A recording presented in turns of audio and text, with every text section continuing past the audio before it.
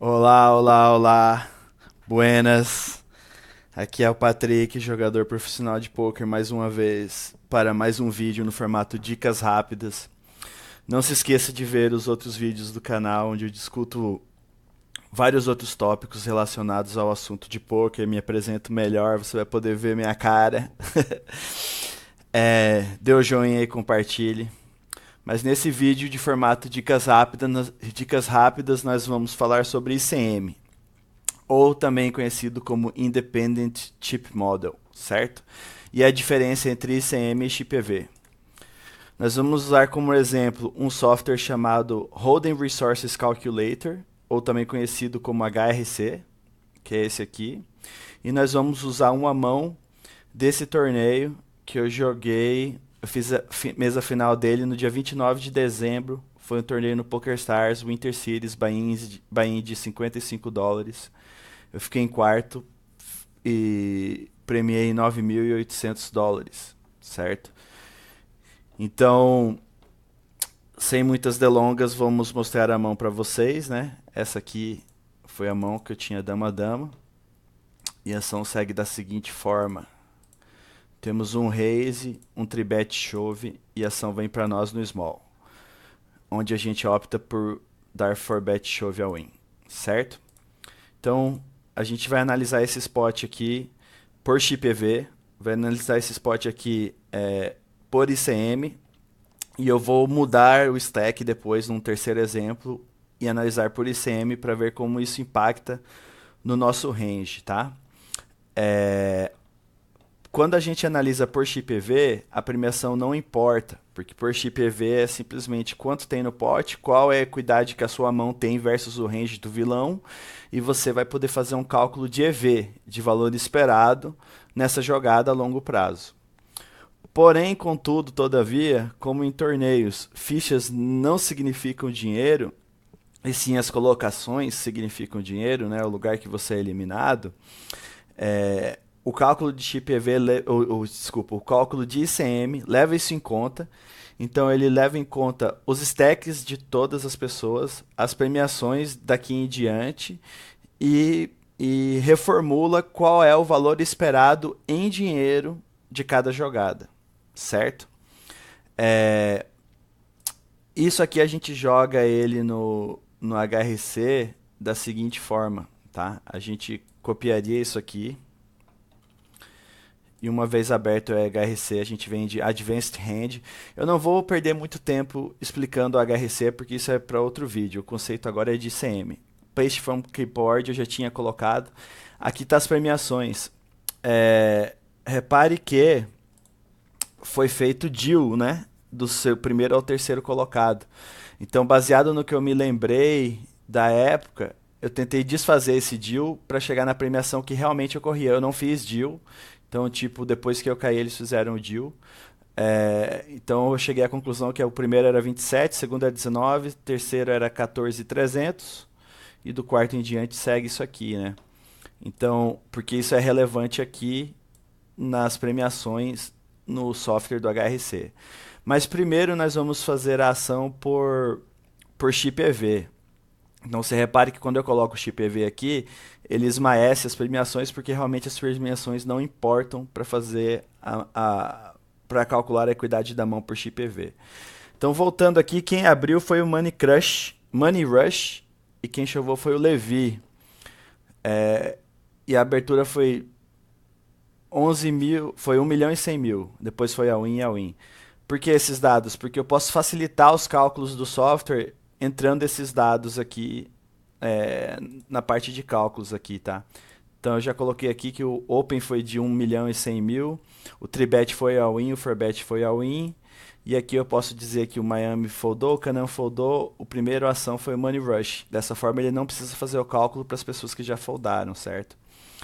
Então ele está rodando aqui as simulações e ele vai dar a lucratividade de cada mão do nosso range por ChipEV, né? Que essa forma que a gente selecionou agora foi por ChipEV. Uma vez que der o resultado eu vou mostrar simplesmente somente para as pessoas que foram envolvidas, não vou explicar o resto dos cálculos que vai aparecer e o resto dos ranges e como ajustar ranges, tudo isso são coisas que podemos abordar em vídeos futuros. Eu sempre tento simplificar ao máximo um tópico para que o vídeo não fique muito longo e para que o conceito não fique muito complexo, porque o nível da galera que está assistindo o canal é bem diverso, né? Então, tipo, se eu partir diretamente para uma coisa muito complexa, corre o risco de não passar o entendimento necessário, né? Então, tipo assim, baseado no que o HRC levantou, o Money Rush poderia dar raise lucrativamente com todo esse range que está em verde aqui, tá? Isso aqui é XPV, então isso aqui são blinds. Então, tipo, se ele tá ganhando 0.18 blinds dando raise com par de 5 naquele spot, está ganhando 14.2 blinds a longo prazo nesse spot dando raise com par de eyes. Quem chovou em seguida dele foi o Levi The King, né? Então, o Levi The King, você pode ver que ele pode chovar lucrativamente essas mãos aqui que estão em verde. Todas as outras que estão em vermelho, se ele chovasse, ele estaria fazendo uma jogada negativa de acordo com os valores que estão aqui. Novamente, isso aqui é por XPV. O Pará foldou, o DIA foldou, chega em nós, a gente tem dama-dama, a gente deu um 4-bet shove. Esse aqui é o range de 4-bet shove. Isso aqui é a lucratividade do nosso range de 4-bet shove por XPV, tá? Então, 8-8 seria um 4-bet shove lucrativo por XPV. As eyes, obviamente, seriam um 4-bet shove por XPV. Então, você vê que o ponto de corte está aqui no eyes e vala. Eyes e vala seria negativo e parte 7 seria negativo. Nós teríamos que estar 4-betando shove ali, baseado naquelas as apostas, par de 8 mais, eyes e dama mais. Beleza? Agora, vamos rodar a mesma mão, levando em conta o XPV. Então, a gente coloca aqui Advanced Hand, né? E eu vou mudar aqui, desculpa, por ICM. Então, em vez de XPV, eu vou mudar aqui para ICM. Aí você vê que ele não está mais esmaecido, então ele está levando em conta esses pay jumps aqui para fazer o cálculo. A ação é a mesma, o Open foi de 1.100.000, o 3-bet foi all-in, o 4-bet foi all-in. Adiantando a questão do computador para o cálculo aqui, eu foldei os dois jogadores anteriores e faço o cálculo a partir do Money Rush, que foi o primeiro a fazer a ação na mão. Então aqui a gente vai ter agora um segundo exemplo, que é um exemplo real, né? Que é o que realmente eu teria que ter levado em conta no momento que eu joguei a mão, porque esses eram os pay jumps reais e esses eram os stacks reais. E você já vai ver uma alteração em relação ao que é XPV e o que é ICM. E como isso afeta a lucratividade do nosso range. Também, os valores que vão aparecer aqui em cada uma das mãos do nosso range, eles não mais são blinds, tá? Eles passam a ser percentual do prize pool. Então, se o prize pool lá era $100.000, 1% vai ser $400, acho eu, né? Então, vamos lá. Agora, por ICM, o Money Rush pode dar raise lucrativamente com isso aqui. Você vê que antes era o 5-5, se não me engano, né? Então, tipo, 5-5 está negativo. O chove do Levi The King. O Levi The King poderia ter dado 3-bet shove lucrativamente com esse range aqui. Tá? Tudo que está em verde é lucrativo e quanto mais verde, mais lucrativo é. E nós, PogQ4, podemos dar 4-bet shove com esse range aqui. Tá? Então, por ICM, o nosso ponto de corte agora é Ás e Rei mais, Dama, Dama mais. Então, repare que aqui é a mão de XPV, o mesmo spot, mesmos stacks, mesmos bets, a gente tinha lucratividade a partir de 8-8, aqui a partir de Dama-Dama. Por quê? Porque temos outros jogadores na mão que podem cair e que isso vai afetar o nosso dinheiro no longo prazo, certo?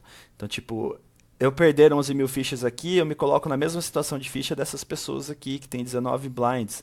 Então, tipo, para eu arriscar esse nível de conforto aqui, eu tenho que ter uma equidade bem grande de mão, tá? Agora, o importante de se entender em ICM é que tudo influencia, tá? Todos os stacks da mesa influenciam e todos os paydumps influenciam. Se o paydump é muito grande, porque isso são decisões que são situações que ocorrem. Então, você pode ser o short, você pode ser o do meio, você pode ser o do meio e ter todos mais shorts que você. Então, você fica numa situação que você é extremamente obrigado a evitar o chip leader. Então, eu vou bagunçar isso aqui um pouquinho para tentar dar um exemplo. Por exemplo, eu vou fazer com que o chove do Levi me derrubasse e ver como que isso afetaria o meu range, tá? Então vamos fazer a mesma mão aqui, fazer um terceiro exemplo. Advanced Hand, copiar from clipboard. Então o MP2 que tinha 11 milhões de fichas, vamos dar para ele agora 27 milhões de fichas. Beleza?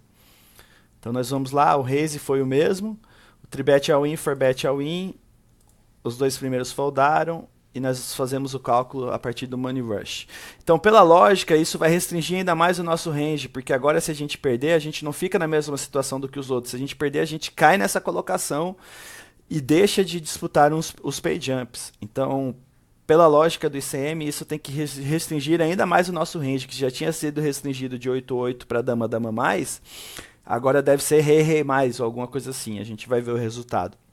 E também, enquanto faz o cálculo, eu posso dizer que o jeito de você internalizar o ICM é com um software desse, ou outro que é bem utilizado, chama ICMizer, que você tem que rodar os cenários e entender como que a configuração de stacks mudam as decisões perfeitas para você. De acordo com o número de shorts da mesa e com os valores dos pay jumps, você deveria tomar decisões diferentes, tá? Então vamos lá, o terceiro exemplo, agora pensando que o Levi the King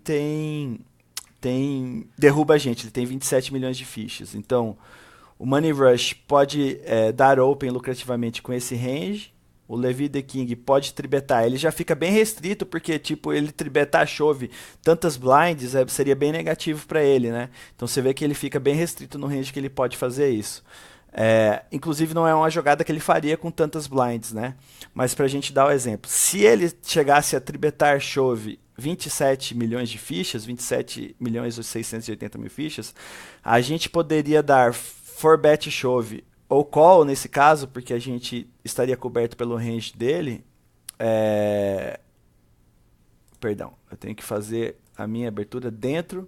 Eu tenho que abrir a árvore aqui do Money Rush. Aí o Levi the King tribetou após e o meu forbet é após o tribet dele. Então você veja, o meu dama-dama passa a ser negativo. O Ice Rei passa a ser negativo. Então, se ele tem 27 milhões de fichas, o Levi the King, eu só posso continuar nesse spot com rei-rei mais. Então, veja só como o ICM influencia e como a mudança de stack do jogador influencia. Então, o exemplo real, certo? Que foi essa segunda simulação que a gente rodou. O dama-dama foi bom, o chove. E ele era bom a longo prazo. Se fosse por chip EV, a gente poderia estar fazendo ele a partir de 8-8 mais. O dama-dama, a gente, na situação de chip EV dos pay jumps da mesa na época, teria que ter sido dama-dama mais, que era a mão que a gente tinha. Ou seja, se eu tivesse feito aquela jogada com vala-vala ou 10-10, eu teria cometido um erro técnico. E no exemplo que eu usei para estender a simulação para vocês, mudando o stack do Levi the King para 27 milhões, a gente teria que foldar o dama-dama e somente prosseguir na mão com rei-rei mais, tá? Eu fiquei em quarto nesse torneio, nesse momento tinha mais pessoas, né? Acho que a mesa final estava cheia ainda. E só para vocês terem ideia do que rolou na mão, foi um flip, segurou, ele caiu em nono, certo? Aqui também nos detalhes mostra a colocação, Levi the King. Então Levi the King caiu em nono, recebeu 1812. Então isso é uma explicação sobre ICM. Claro que para internalizar precisaria de uma enormidade de exemplos, simular com stacks diferentes, a gente estando em CL, a gente disputando o CL, a gente disputando quem está short. Então é só um entendimento que você tem que ter, que ficha não representa dinheiro. Certo? Então, quando você leva em consideração o ICM, você acaba tendo que levar em consideração a possibilidade de vilões caírem nas próximas mãos. É isso, grato. Seguiremos com esses vídeos, dicas rápidas, enquanto no período quinzenal a gente faz aqueles vídeos teóricos e vídeos mais longos. Dê o joinha, assine o canal e fique de olho que em breve estaremos postando mais vídeos. Valeu!